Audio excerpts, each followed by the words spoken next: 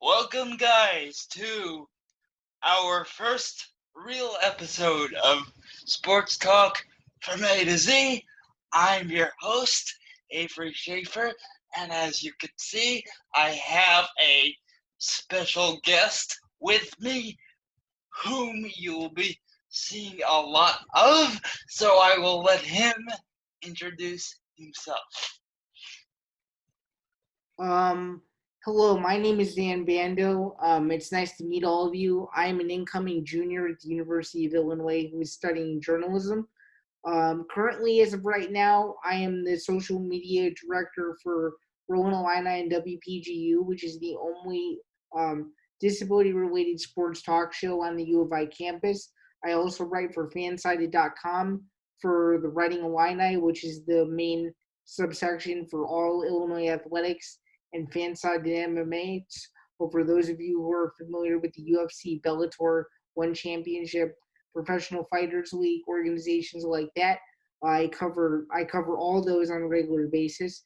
And I'm also a scorebox manager for Fighting Illini Productions, which is a student-run video production organization where we produce all the non-revenue sports content on Big Ten Network Plus via subscription. You can watch all those games, and my job is to ensure that the score, the fouls if it's basketball, or the set points for volleyball are correct. So I try to keep myself relatively busy within the sports realm, and hopefully one day it will end up becoming something a little bit bigger. That's what I'm hoping too. So, to give you guys a little bit of background on how this pod slash videocast came to be, we got our start, both of us. I actually recruited Zain here to work with me on Rolling Illini, as previously mentioned, and we decided to go off on our own a little bit because we thought we could slightly improve the product. So, what are some of those improvements that you see? And then I'll jump in with what I want to do with this. So, guess first. We just wanted to come on here and kind of have our own little independent podcast, to talk about some of the major issues and positives that we see within sports journalism, and just kind of form our own opinions and just get some discussions going on whatever you all would want to talk about. Because at the end of the day, we want to make this podcast an open forum. So it's really however we make of it is really the key. So that's kind of what I'm really excited about, is not really having any filter and just kind of going with whatever we feel is necessary and important. Especially recently, one of those things arguably is sports as a social justice platform. But before we talk about any of that, I figured that we would first talk about the journalism machine and how that works, and some of the pitfalls that readers might want to be careful of as they consume journalism. These problems are not as evident in sports, which is why we felt it's a good place to start. So, one of those issues, for lack of a better term, is the tendency of journalism to over exaggerate certain aspects of coverage, particularly when it comes to certain athletes like LeBron James or Colin Kaepernick, for example, Yeah, I would agree. I would agree with that. who belong to stereotypically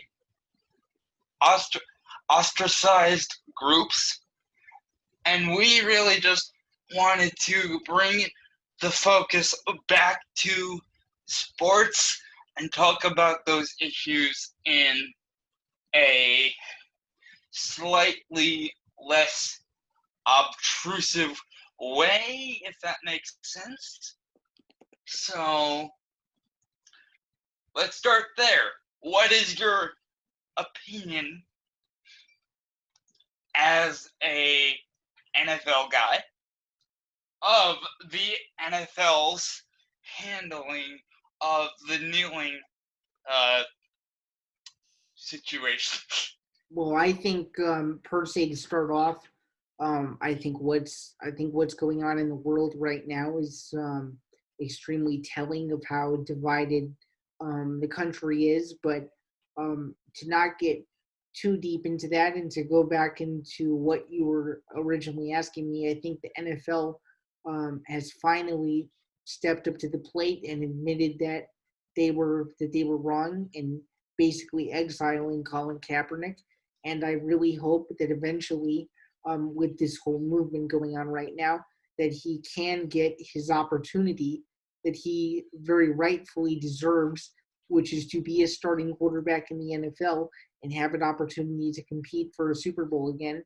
Because just based on talent alone, he is one of the best quarterbacks in the league when healthy, and a team could use him, or a team could use some version of him. I don't know if it's going to be the Colin Kaepernick of 6 years ago, but or 5 years ago rather. But yeah, I mean it'll kind of depend on what happens next.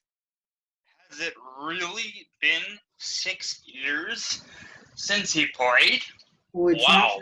it's not been 6 years since he played, but it's been 6 years since he was relatively in the spotlight as one of the best quarterbacks in the league. Oh, okay. Yeah. He hasn't played a snap since 2017. That is a long, long while. As many of you may be aware, there are several other scandals in the NFL that I just want to mention in passing. Obviously, I'm talking, of course, about concussions and player safety. Right, exactly. Which came to the forefront with a 49ers player retiring from the NFL. Right, his name was Chris Borland. Thank you for that name. I forgot it.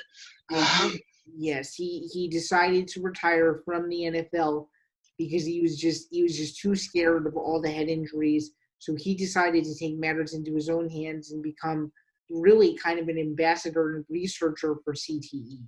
Is where his field sort of lies in that regard. He's a very smart individual. If you watch the I think it's called Frontline on PBS, there's a whole documentary that details the history of the NFL's cover-up of concussions. It's like an hour and a half long, and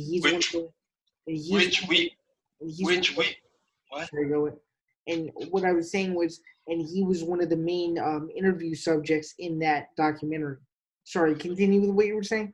Which we will link in the description below if you guys want to check that out.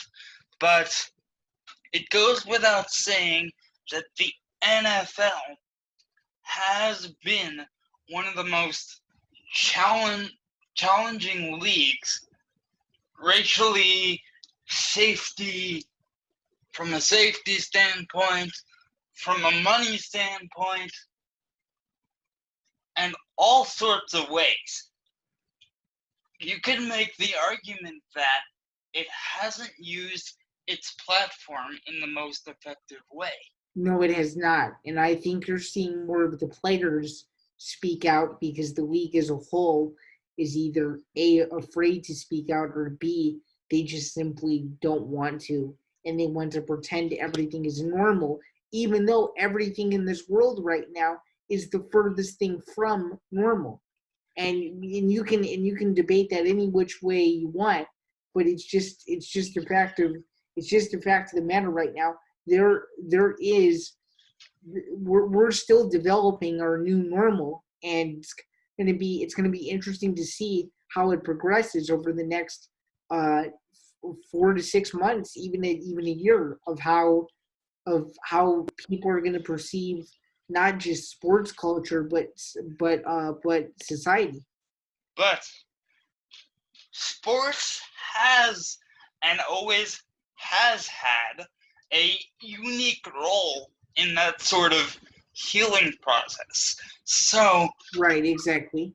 that that leads me to this. What can we expect both from a coverage standpoint and an industry standpoint from sports to help us heal in a safe way from coronavirus? Well, it's gonna be very different. It's gonna be different than any return to not just sports, but quote unquote normalcy that we've ever seen.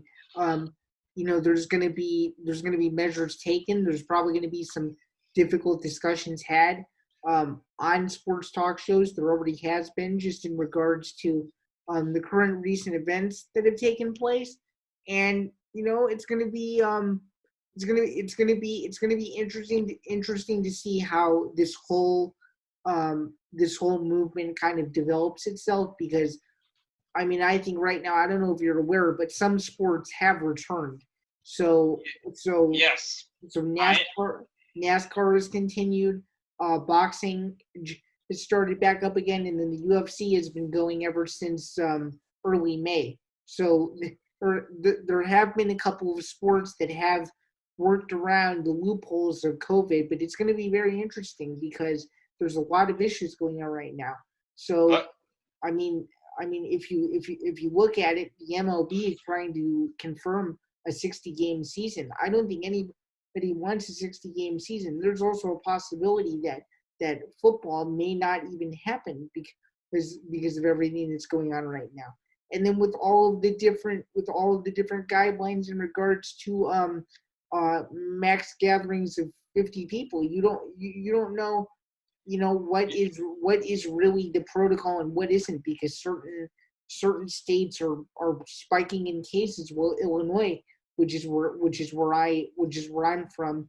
In case you guys weren't aware. and we are. Yeah, we are. I'm in Chicago right now. I believe we both are. Um, yeah, I'm in a suburb of Chicago. You're in the heart of Chicago, though. And for those of you who might be wondering, I recently saw a protest right outside my window. So that was an eye-opening experience, and one which would lead me to normally go inside and turn on a sporting event to sort of circumvent all of that when I see that. So, being that I can't do that, it's been a bit different for me to see that and have to deal with it head on. Yeah, I can understand where that concern may lie, for sure. Yeah, I can totally see that. Yeah, so you mentioned the return of a lot of sports, including NASCAR, which recently banned a specific symbol um, from their stadiums. Which is And which is correct. Yes. Mm-hmm. and I believe that deserves an honorable mention here. I mean, if sports has a role to bring us together, as it has historically successfully done, it should deal with that in a very sensitive way.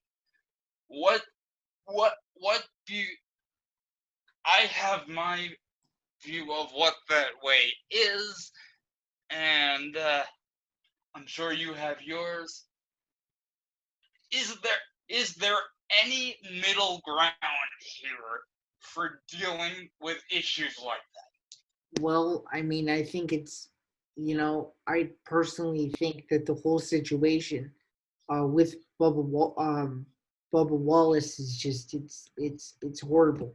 I mean, there's no excuse for that, and it just makes the sport of NASCAR look really bad when they were trying to move forward. Obviously, they've banned the Confederate flag, as you said, but now they've taken 2 steps forward, 3 steps back almost with this whole incident, and now I don't know how they're going to be able to recover from it. I'm not confident that they will, and I never was a NASCAR supporter, but that's a huge blow to not just him and his community, but to the entire sport of racing, to the entire sport of auto racing. It's a really brutal brutal event that took place that should have never happened. Yeah. So, going back to journalism a little bit before we wrap up here, what do you think is our role as, I don't know about you, but I currently consider myself a journalist. I have fully embraced that role. I don't consider myself a student, even though I am one. I go journalism first, if that makes sense. Yeah, I feel the same way. I mean, I hold both of them in the same equal spectrum, but for sure, at this stage of where I am, I definitely consider myself a journalist and consumer of media for sure, no doubt about it. So, what do you foresee as your role? I foresee my role as somebody who is a reporter. So as of now, I'm currently covering Illinois recruiting with football and basketball because right now it's a very unique time because coaches can now talk to incoming juniors from the class of 2022. So that's been interesting to cover some of Illinois' main prospects, and then just being a contributing writer for Fansided MMA has been great because there's been UFC events every weekend and there's always coverage that needs to be done. So it's been really nice to be able to cover something that I enjoy watching, and it just helps build my portfolio of work that I've already done so far. But beyond the articles themselves, you're also kind of doing free speech work. Per se, yes. Per se, that is a very, yeah. Per se, yes. And that is really what we want to explore on future episodes of this podcast, how the idea of sports and free speech overlap, because they do undoubtedly overlap. Right. And there's a fine line between being a journalist in this industry and just simply being a fan. And that's a very interesting distinction because it's two completely separate roles and one can't overlap the other, because if it does, then all credibility is lost. So that's something that we could also address on future episodes, is where is the line run, so to speak. That's the main thing I and we want to address, and something that we have both personally struggled with at various times, which we will reveal to you in later episodes if you're so inclined. But feel free for now to follow us on our show specific Instagram by the same name, Sports Talk from A to Z. Leave comments down below of what you might want to hear about. We're happy to talk to you. I know Zan is, and I am excited to literally get this rolling. So with that, I think it's time to say ciao for now. This has been Sports Talk from A to Z. Anything you want to add, Zan? Well, thank you guys for tuning in. We really appreciate it. For my co-host Avery Schaefer, I'm Zain Bando, and we will see you guys next time. Which will be, do you know when? I would most likely say same time, same place next week. And in future, we will have 2 episodes per week. Mm-hmm. So, episode 2, I'm thinking, is the media industry as a business, and not something that you simply read. I'll look behind the scenes of what actually goes into production, and then we'll go from there. Exactly. How does that sound to you? Sounds great. Okay, for now, we're saying ciao again. I'm your host, Avery Schaefer. I'm Zain Bando. With Zain Bando, we will see you at least next Tuesday and another day next week. Bye now.